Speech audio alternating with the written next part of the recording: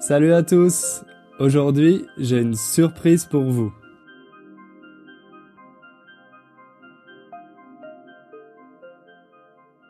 Salut à tous et bienvenue dans ce 37e épisode. Déjà 2 semaines depuis la dernière fois. Le temps passe vraiment vite, c'est fou. Je ne sais pas comment ça se passe de votre côté, mais moi je n'ai pas le temps de m'ennuyer. Vendredi dernier, je suis allé au concert d'un artiste anglais que j'adore et qui s'appelle King Krul.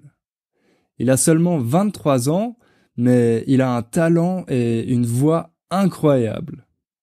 En fait, je l'avais déjà vu à Paris il y a 4 ans et le concert était génial.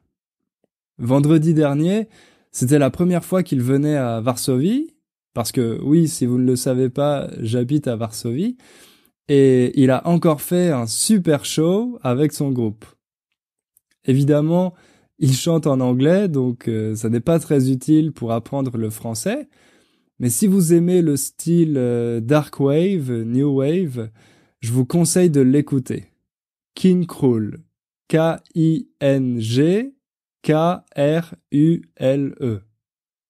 Allez, je vous mets juste un petit extrait pour que vous vous fassiez une idée. Lonely blue, lonely blue. He said life was never long, lost his touch and cased head to toe. I'd save him, but he's dead. She still hugs the cold night air. Ok, fermons la parenthèse musicale. J'imagine que vous êtes curieux de savoir quelle est la surprise que je vous ai préparée. En français, on dit parfois « la curiosité est un vilain défaut ». Ce sont surtout les parents qui disent ça à leurs enfants quand ils posent trop de questions. Mais heureusement, on l'entend de moins en moins. Je dis heureusement parce que c'est vraiment une expression stupide à mon avis. Je pense qu'on est tous d'accord pour dire que la curiosité est une grande qualité, surtout chez les enfants. Donc vous avez raison d'être curieux. Vous vous rappelez peut-être que j'avais envoyé un email début janvier pour vous demander si vous aviez des suggestions pour améliorer le podcast. Et beaucoup de personnes ont répondu qu'elles voulaient plus d'expressions, surtout des expressions pour comprendre le français oral. Dans les podcasts, j'essaye de ne pas trop en utiliser, car sinon c'est difficile de suivre ce que je vous raconte. Et puis, il y en a beaucoup qu'on emploie seulement dans certaines situations, quand on parle avec quelqu'un par exemple. Donc, ça ne serait pas naturel de les utiliser ici. Alors, à la place, j'ai décidé de vous faire un guide avec toutes ces expressions. Pour tout vous dire, ça m'a pris plus de temps que je pensais parce que j'ai passé plus de 3 semaines à l'écrire. Dedans, il y a 198 expressions, mais j'ai mis seulement celles qui sont vraiment utiles pour comprendre le français oral. Vous ne verrez pas d'expressions idiomatiques du XVIIe siècle que personne n'utilise. C'est souvent le problème avec certains guides. Ils se concentrent sur ce genre de phrases, mais pas sur celles qui sont vraiment essentielles. Et vous verrez que j'ai aussi mis des exemples pour chaque expression, comme ça vous saurez comment les utiliser. Elles sont classées par thème, comme la vie quotidienne, le travail, les relations amoureuses, les réactions positives, les réactions négatives, etc., etc. Il y a aussi les traductions en anglais et des MP3 pour que vous puissiez entendre la bonne prononciation et vous entraîner à répéter. Si vous apprenez tout ça, je vous garantis que vous comprendrez beaucoup mieux quand vous entendrez des Français parler. Et le mieux dans tout ça, c'est que ce guide est totalement gratuit. Donc là, vous vous demandez sûrement, mais Hugo, on peut le trouver où, ce guide des expressions? Très bonne question, mes amis. Si vous êtes membre du site Inner French, vous l'avez normalement déjà reçu par email en avant-première. En avant-première, ça veut dire avant la présentation officielle. Comme quand on regarde un film au cinéma avant sa sortie officielle, en avant-première. Si vous n'êtes pas membre du site, vous pouvez l'obtenir en allant sur innerfrench.com/expression avec un S et en vous inscrivant à ma liste d'emailing. Ne vous inquiétez pas, je déteste les spams, donc je ne vous enverrai pas des tonnes d'emails. Mais de temps en temps, vous pourrez recevoir des informations intéressantes ou des surprises comme ce guide des expressions. J'espère vraiment qu'il va vous plaire et que vous allez le trouver utile. Il m'a demandé pas mal de travail, mais ça me fait plaisir de vous aider à progresser en français. Surtout que je reçois de plus en plus d'emails de votre part, des auditeurs du podcast, et ça me motive énormément. Vous ne pouvez pas savoir le plaisir que ça me donne de lire vos histoires et tous les efforts que vous faites pour apprendre le français. C'est très impressionnant et c'est une vraie source d'inspiration pour moi. Par exemple, il y a quelques semaines, j'ai reçu cet email de la part de Sophie. Cher Hugo, je m'appelle Sophie et je suis une jeune femme de 26 ans, originaire du nord de l'Angleterre.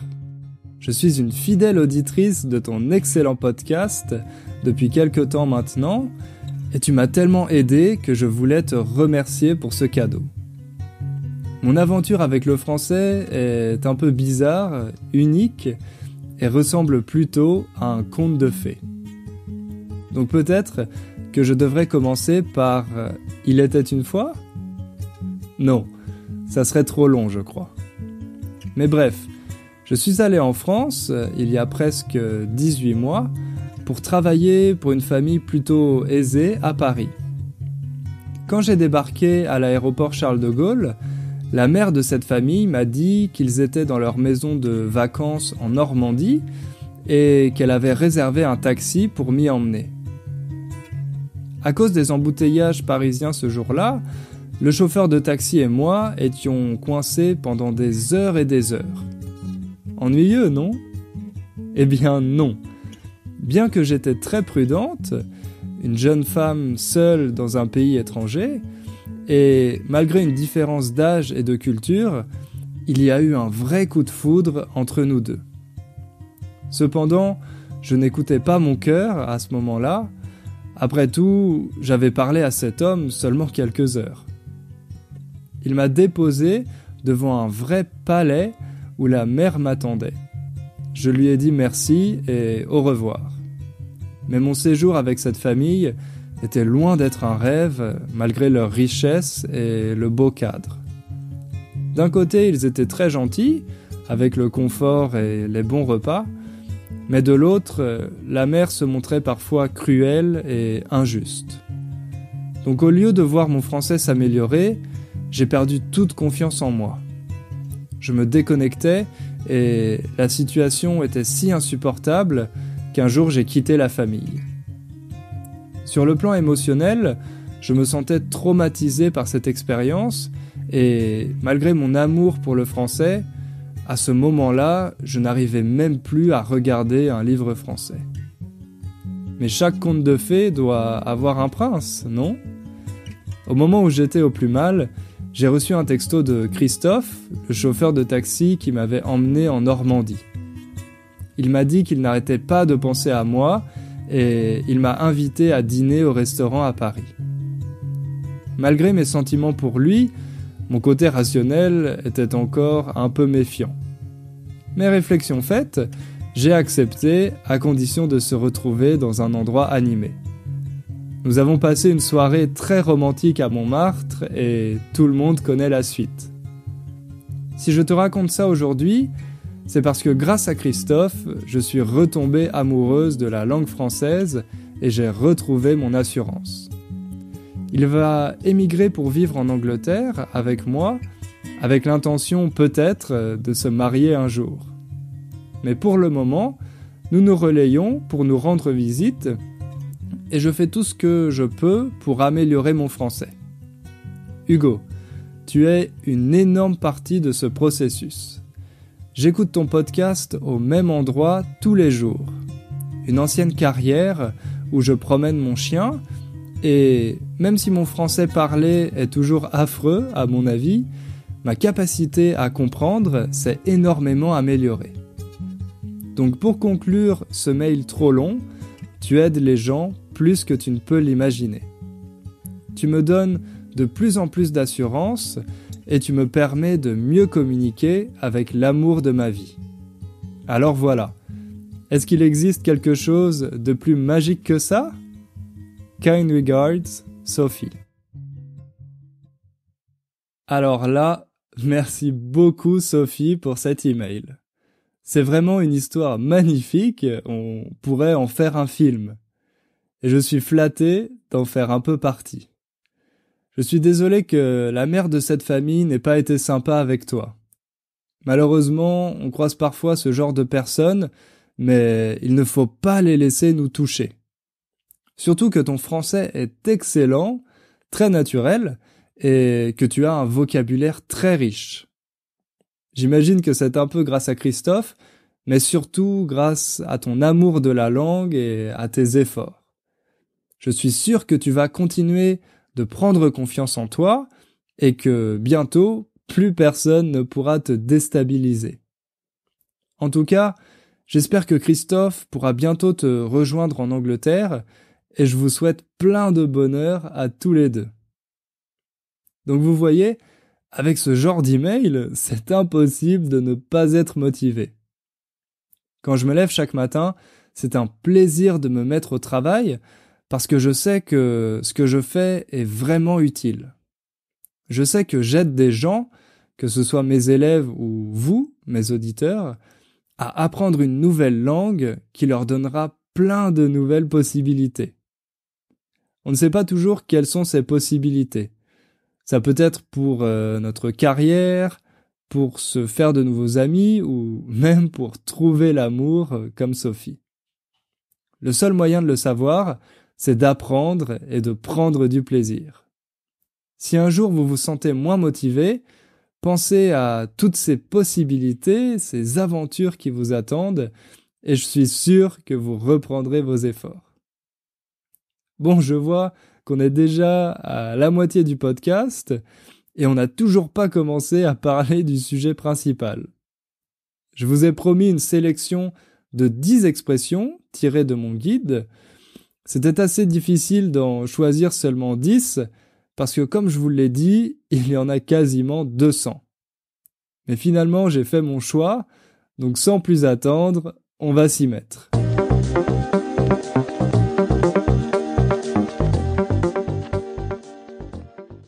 Justement, se mettre à, c'est la première expression dont je vais vous parler. Vous avez sûrement déjà entendu le verbe mettre. Il fait partie de ces verbes qu'on entend souvent, mais qui sont difficiles à mémoriser car ils ont beaucoup de significations différentes. Par exemple, on peut mettre quelque chose sur la table et ça veut dire poser. Souvent, quand il y a une réunion au travail, tout le monde met son portable, son smartphone, sur la table.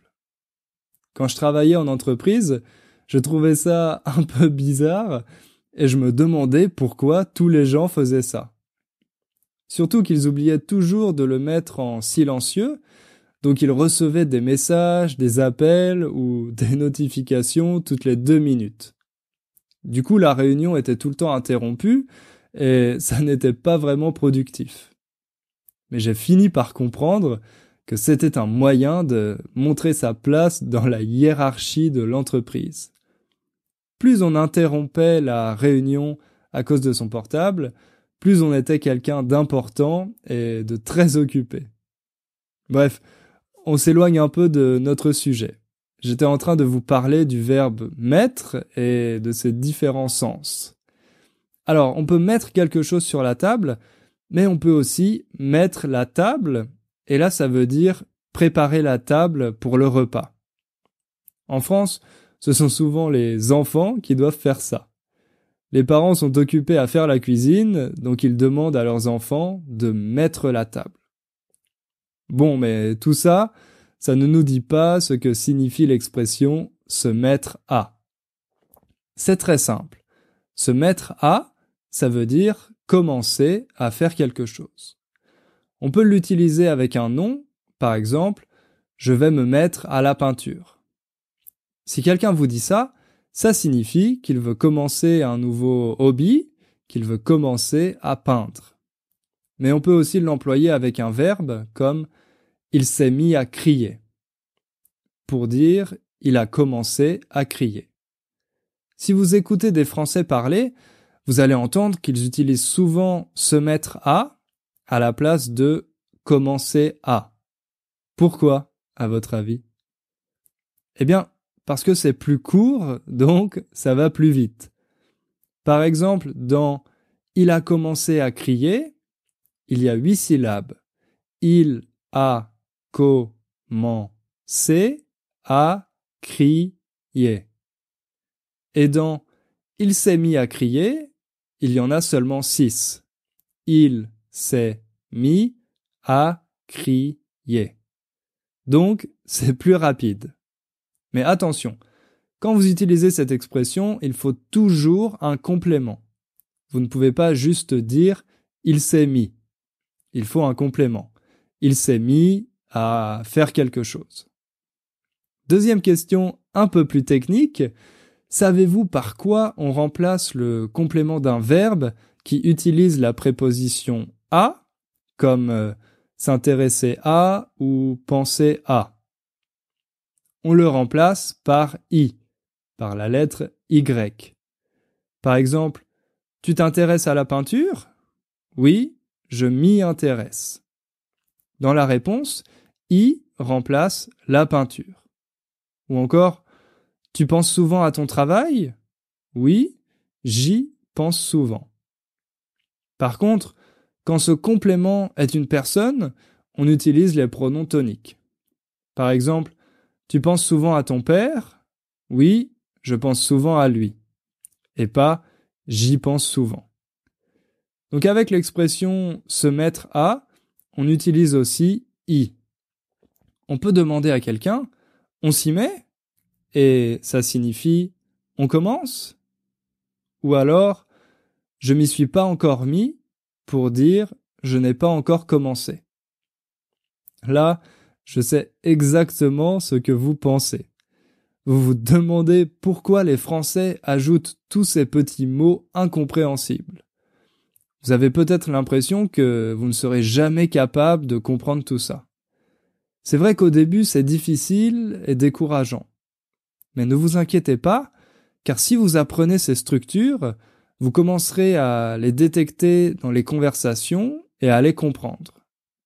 Ensuite, vous serez capable de les utiliser sans penser à tous les éléments qui en font partie, en utilisant simplement la structure comme le font les Français.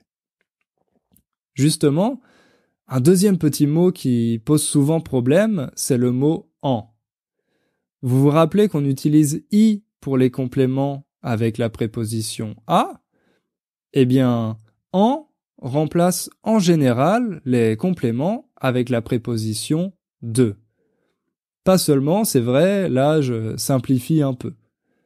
En tout cas, il y a aussi beaucoup d'expressions avec « en » où il ne remplace pas vraiment de complément, où il fait juste partie de la structure. Par exemple, les Français demandent souvent « t'en es où ?» ou « c'en est où ?» Imaginez une scène avec deux amis qui parlent à la terrasse d'un café parisien et une demande à l'autre « T'en es où avec Paul ?» En fait, elle veut savoir ce qui s'est passé récemment entre son ami et Paul. Peut-être que la dernière fois, son ami s'était disputé avec Paul, donc elle lui demande si ça va mieux. Bref, elle veut connaître la situation actuelle. En anglais, on demande « comment sont les choses entre vous? Et en français, on pose la question « Vous en êtes où ?» ou alors « C'en est où entre vous ?» À votre avis, combien de mots il y a dans cette expression? Dans l'expression « T'en es où ?» Il y en a 4.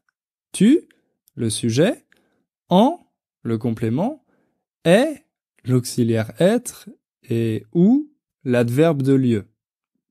Je sais, on pense qu'il s'agit d'un seul mot parce que les Français font parfois l'élision de tu et ils disent juste te.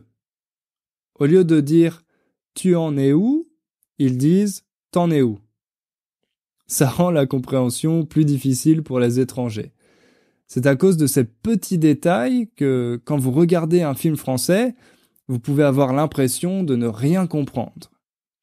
La seule méthode vraiment efficace, à mon avis, c'est de passer le plus de temps possible avec la langue, d'écouter des émissions de radio, des podcasts, de regarder des vidéos sur YouTube et des films, pour que votre oreille s'habitue à ces combinaisons de sons. Après un certain temps, vous verrez que vous serez capable de les reconnaître, d'identifier toutes ces petites phrases. Et puis surtout, vous pouvez utiliser mon guide gratuit, car il y a 3 pages dédiées aux expressions avec en et i. C'est clair tout ça? Alors on continue.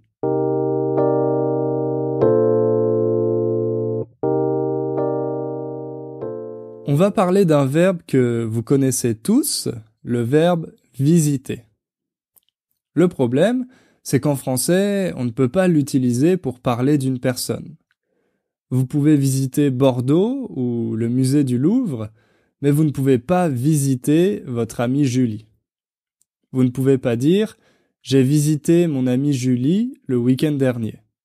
Vous pouvez dire « J'ai rendu visite à mon amie Julie le week-end dernier » avec le verbe « rendre ». Mais c'est assez formel, donc en général les Français disent plutôt « Je suis allé voir mon amie Julie le week-end dernier ». On utilise « aller voir quelqu'un » ou simplement « voir quelqu'un ». C'est une erreur que j'entends souvent, mais qui est facile à corriger, donc essayez d'y penser. Ensuite, une autre expression qui peut être très utile quand vous fixez un rendez-vous avec quelqu'un. Imaginez que vous êtes en vacances à Paris pour une semaine et vous voulez aller dîner au restaurant avec votre ami Marc. Vous savez que Marc est très occupé et vous avez beaucoup de temps libre comme vous êtes en vacances. Donc, vous souhaitez demander à Marc quel est le meilleur jour pour lui, le jour qui sera le plus pratique. Quel jour t'arrange? Ou quelle heure t'arrange pour fixer l'heure? Tout simplement, quel jour t'arrange? Et Marc va par exemple vous répondre qu'il est libre le jeudi soir pour aller au restaurant avec vous. Pratique, non? Maintenant, imaginons que l'agenda de Marc change très souvent et qu'il n'est pas sûr d'être disponible, d'être libre. Il vous dit qu'il sera peut-être disponible le jeudi, mais qu'il n'en est pas encore sûr. À ce moment-là, vous pouvez lui répondre « Ok, tiens-moi au courant ». Cette expression, tenir quelqu'un au courant, veut dire informer quelqu'un de l'évolution de la situation. Si Marc vous répond « Je te tiendrai au courant », ça signifie qu'il vous dira plus tard s'il est disponible ou pas. Donc je répète, tiens-moi au courant pour que quelqu'un vous informe et je te tiendrai au courant si vous voulez informer quelqu'un plus tard. Finalement, quelques jours plus tard, c'est bon, Marc confirme votre dîner. Vous êtes très content parce que vous ne l'avez pas vu depuis longtemps. Alors vous lui envoyez un SMS pour lui dire « Super, je suis excité de te revoir ».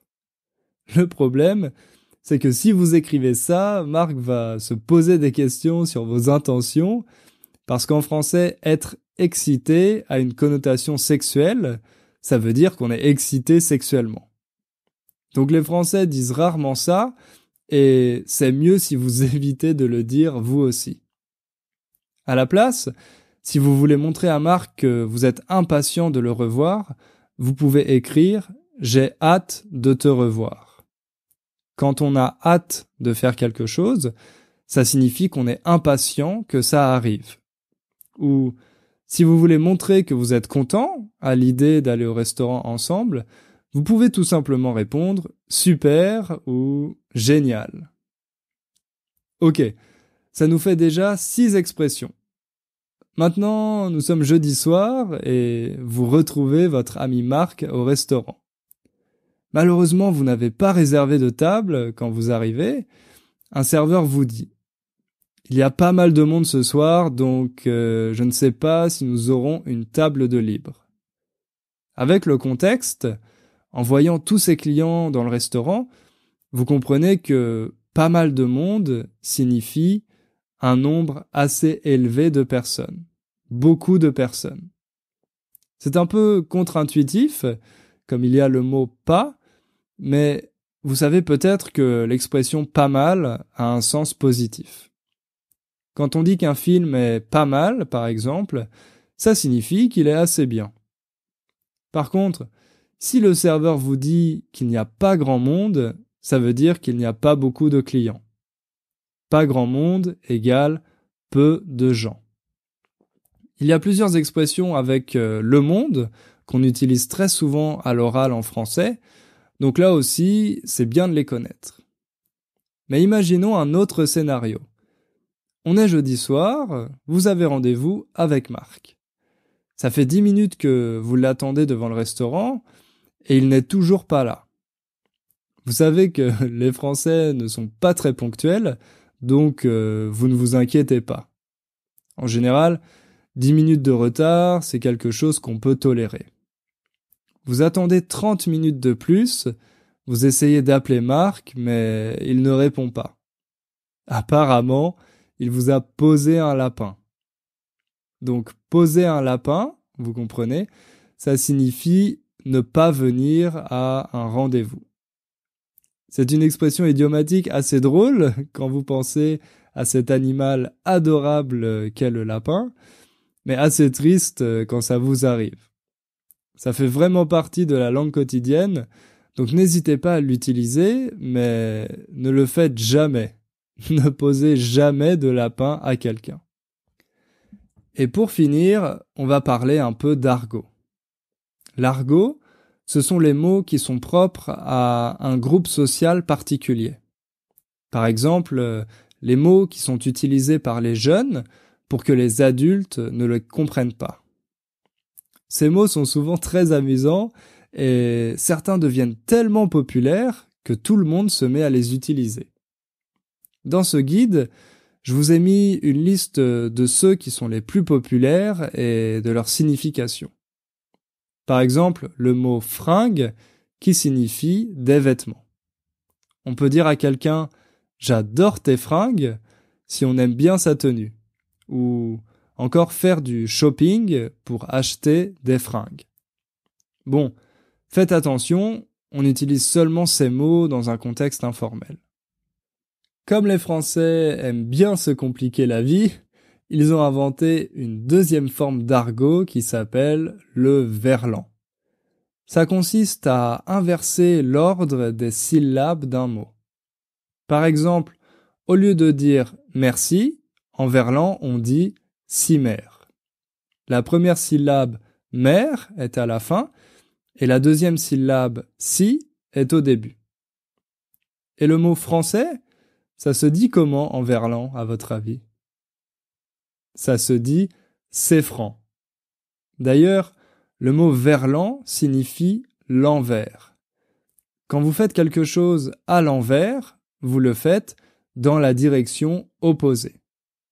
Là aussi, il y a plusieurs mots de verlan qui sont passés dans le langage courant, donc ça vaut la peine de les connaître.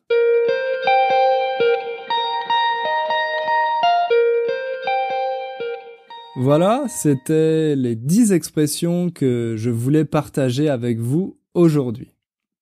J'espère que vous avez appris des choses intéressantes et que mes explications étaient assez claires.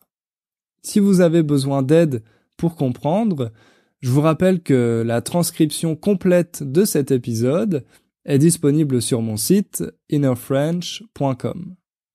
Et bien sûr, vous pouvez aussi m'envoyer toutes vos questions et vos suggestions par email à l'adresse hugo@innerfrench.com. Si vous trouvez mes podcasts utiles et si vous voulez me soutenir, vous pouvez me laisser une évaluation sur iTunes ou sur Facebook. Ça me fera très plaisir et ça aidera peut-être d'autres personnes à me découvrir.